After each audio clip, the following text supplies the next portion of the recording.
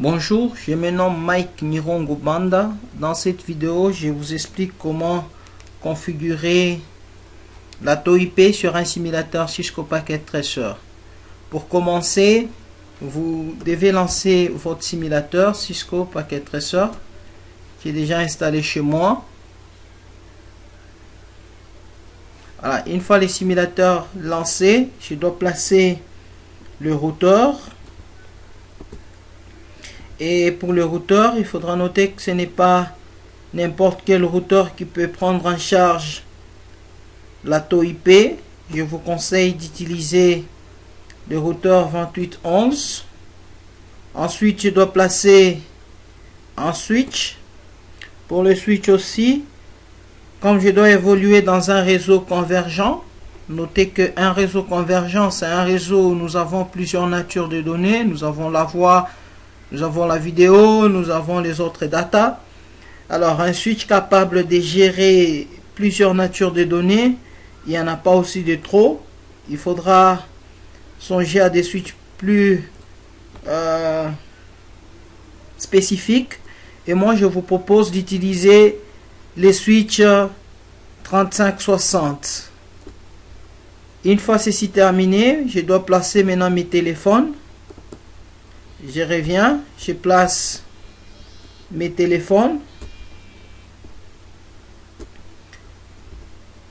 Pour la téléphonie, j'ai dit je vais utiliser la téléphonie sur IP. Ensuite, je peux utiliser un autre ordinateur.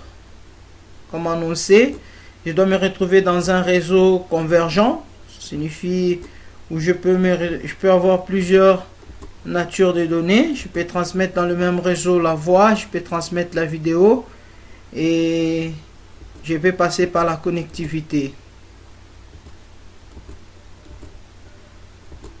Voilà. I'm sorry. C'est fait. J'ai terminé. Je peux commencer avec mes configurations. Donc, pour mes configurations, je clique sur l'ordinateur, CLI. La configuration se passera en ligne de commande. L'on me demande si je dois continuer ces dialogues. Pour moi, je refuse. Je commence par je saisis N. Je clique deux fois sur la touche Enter. Je dois passer en mode privilégié. Et c'est là en saisissant EN ou Enable en abrégé. Puis, je dois passer en mode configuration. Je saisis la commande conf espace T qui me permet de passer en mode configuration. Je vais devoir donner le nom à mon routeur. Alors, je saisis hostname espace le nom du routeur. Pour le nom du routeur, il faudra donner en fait les noms spécifiques par rapport à votre entreprise. Ici, il ne faut pas donner le nom de la personne que vous détestez de plus dans le monde ou le nom de la personne que vous aimez de plus dans le monde. Il faudra donner les noms un peu plus significatifs. Pour moi, je suppose que je suis dans une entreprise Nirongo et le nom du routeur, je le nomme Nirongo comme nom de l'entreprise, pas comme nom du personne. Donc, je disais hostname espace le nom du routeur. Ensuite, je dois devoir attribuer l'adresse IP à l'interface du routeur. Pour savoir le nom de l'interface du routeur, je réduis la fenêtre de ligne de commande.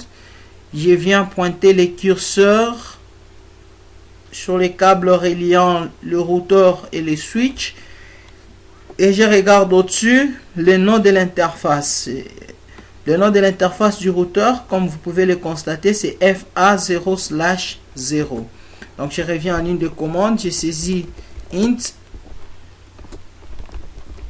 espace le nom de l'interface, c'est FA0. FA0.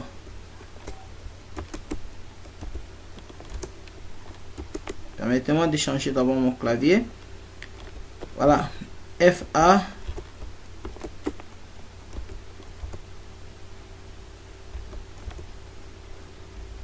0/0. Voilà, mon clavier est changé.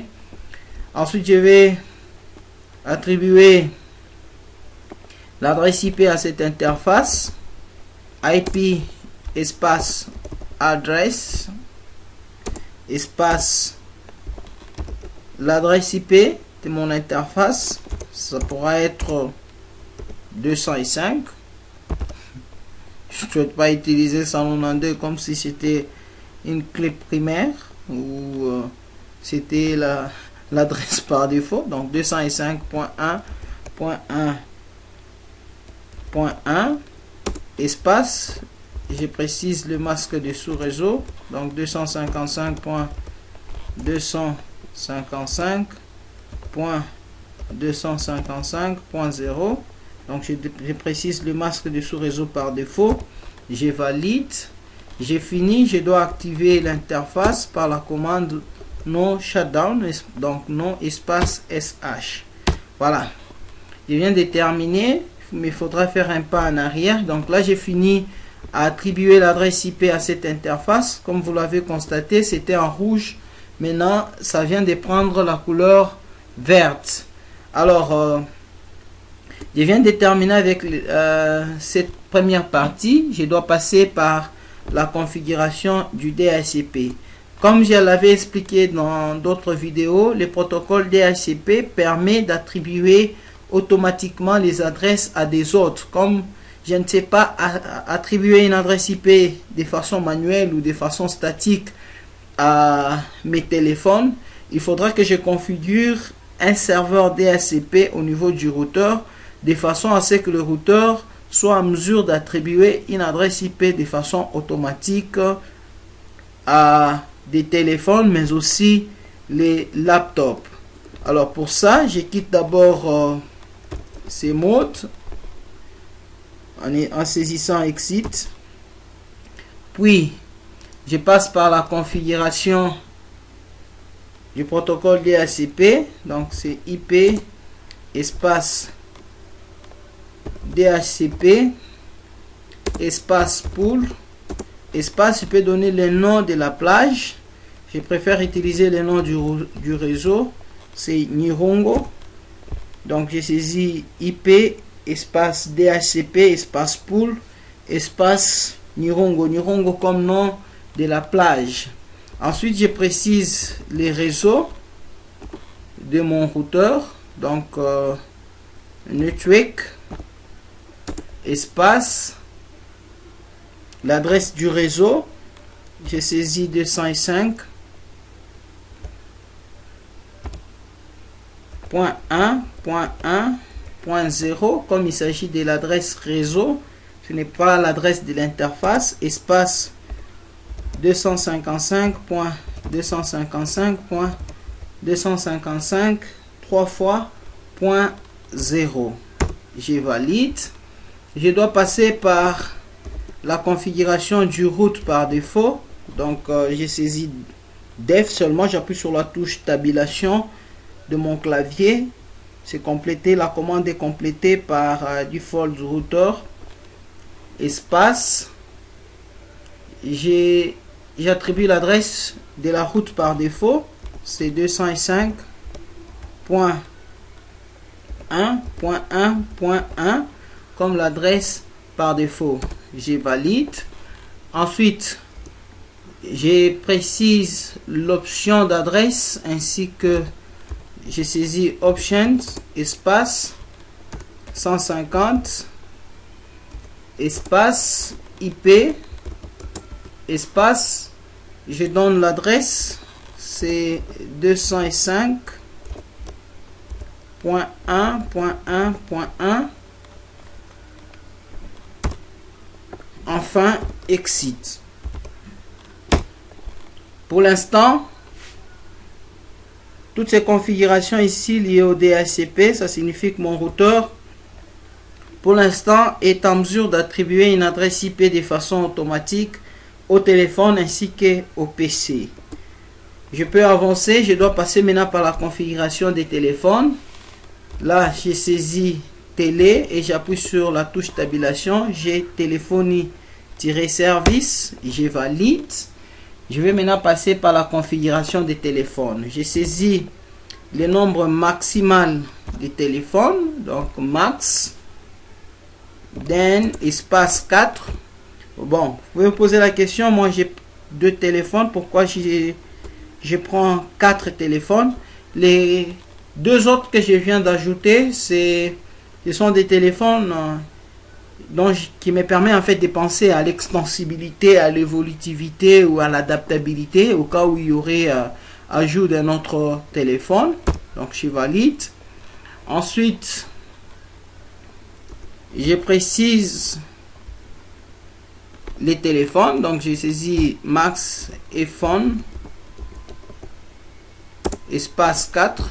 Comme je le disais, le nombre max de mes téléphones. Je dois préciser l'adresse IP source, donc la source de l'adresse. Donc j'ai saisi IP espace source, j'appuie sur la touche tabulation, la commande est complétée. Donc j'ai IP source adresse, j'ai saisi la source de l'adresse ou des adresses qui seront attribuées au téléphone, c'est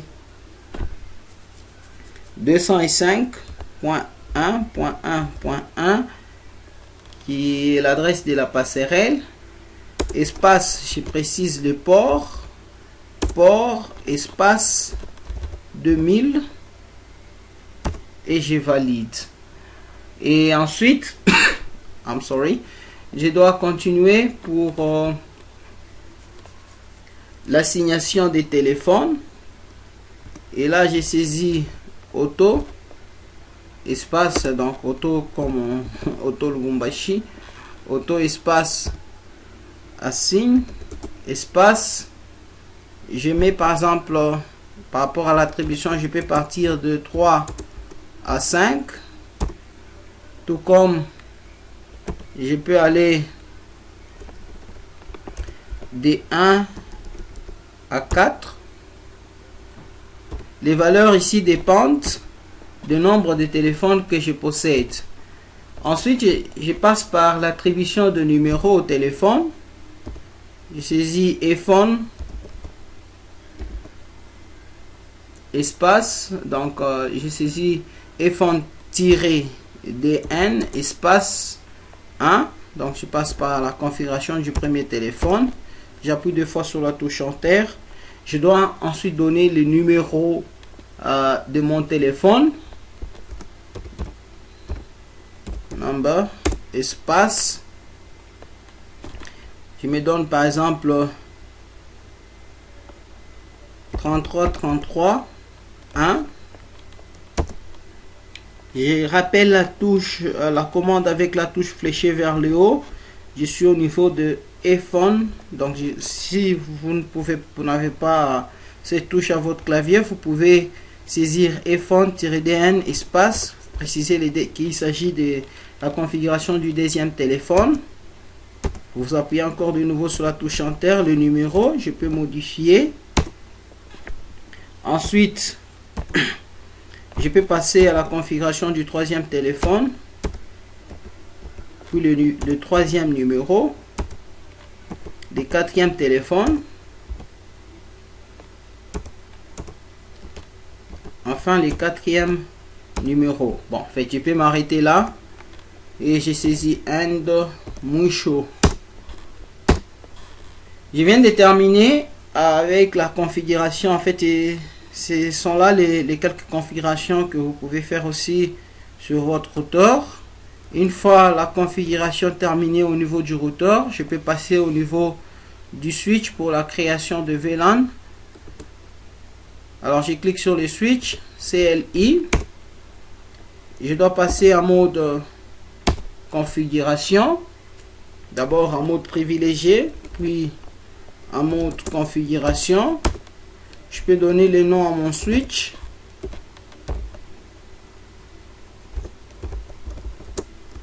Hostname espace Nirongo. C'est le nom que je me propose pour le switch. Une fois terminé, je dois préciser l'interface. Les interfaces en fait qui seront utilisé pour les réseaux locaux virtuels. Donc pour mon réseau local virtuel, je précise le nombre de ports. Je peux prendre les 5 premiers ports seront affectés ou utilisés pour le VLAN et les autres ports pour d'autres utilisations. Donc pour la téléphonie sur IP, je réserve, devrais-je dire, 5 ports. Du premier port au 5e port, ça sera des VLAN qui seront des ports, devrais-je dire, qui devront être utilisés pour la téléphonie sur IP. Alors pour ça, j'ai saisi interface, espace range, espace FA 0/1 espace -5 pour dire je précise les 5 ports. Sorry, une erreur.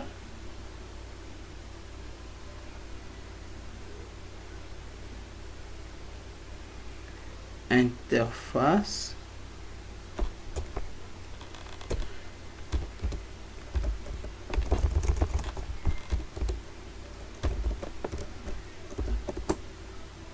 Interface, espace, espace, FA 0/1 tiré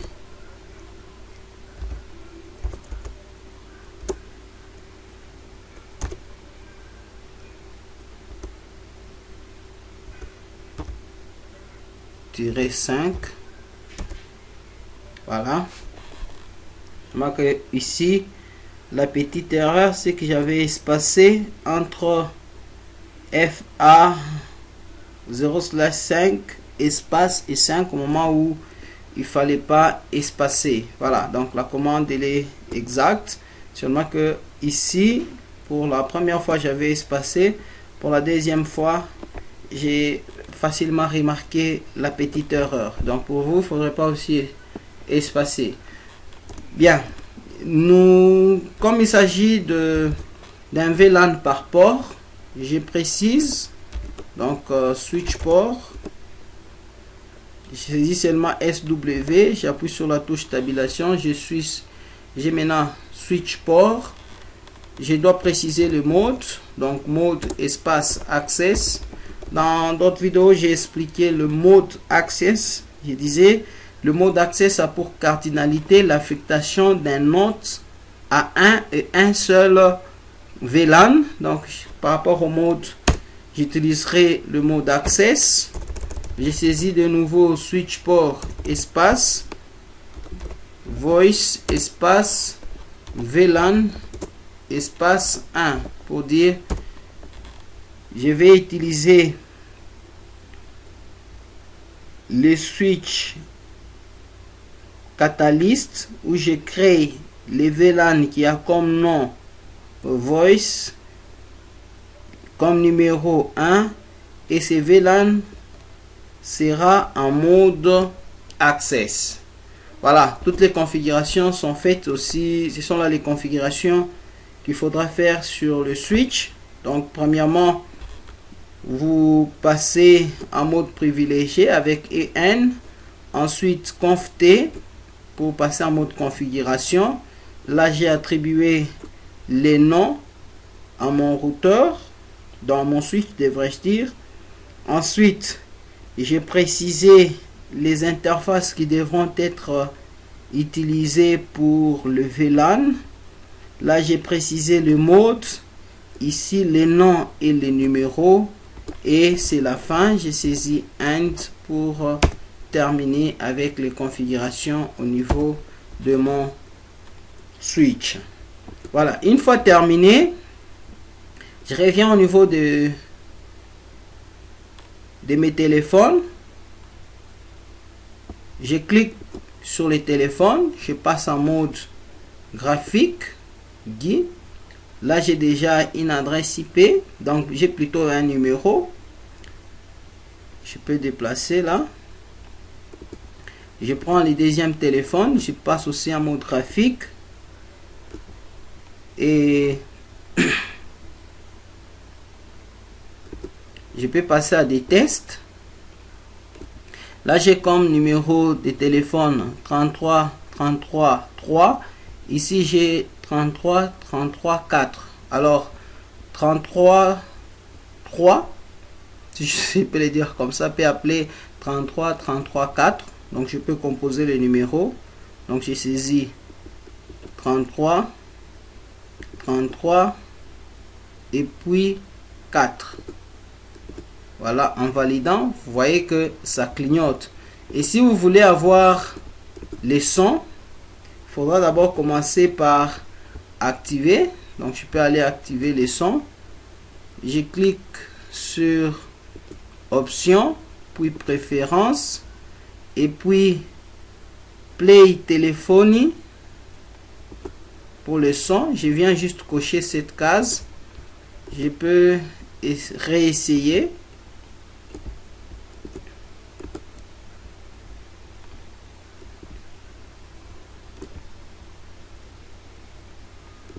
Voilà, cette fois-ci, je peux faire le contraire. Donc, 33 33 4 peut appeler 33 33 3.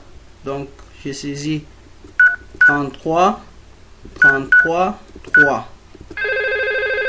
Et voilà, les téléphones passent, comme c'était le cas auparavant, et j'ai les sons. Ce sont là les quelques configurations pour les téléphones. Comme je vous disais, je dois...